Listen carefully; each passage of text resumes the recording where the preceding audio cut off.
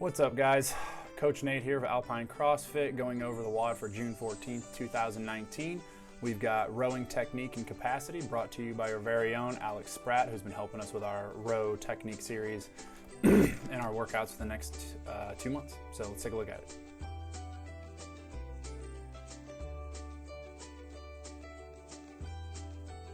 All right, so Friday, June 14th, we have rowing technique work focused on the strokes per minute rate on your ergs, and then it's followed up by a 5K for time with a 2K pace, but every 5 minutes you will perform 15 sit-ups and then hop back on the rower. So big focus areas as stressed by Alex were: 1, you want to make sure that you have a quick drive and a steady return. A lot of people are very inconsistent with their power drive back, and they return way too quick, thinking that their cycle rate is going to help them. In certain cases, this is absolutely right, that a quicker return will help your pace go up a little bit, but we're working on efficiency of the row. We're not working on our returns and trying to make the speed of our strokes per minute quicken. So we're actually going for more efficient power, more efficient curve through the pole.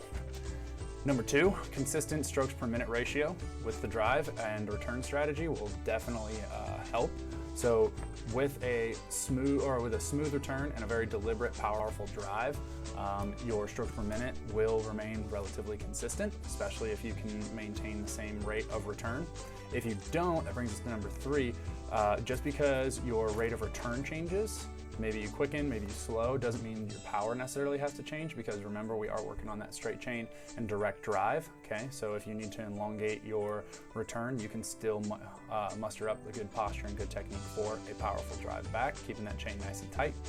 And number 4, make sure you are not using the catch ends, that's both on the return and on the drive, for rest. We've had a lot of people either sitting too far forward and waiting to get your breath, or sitting too far back and waiting at the end.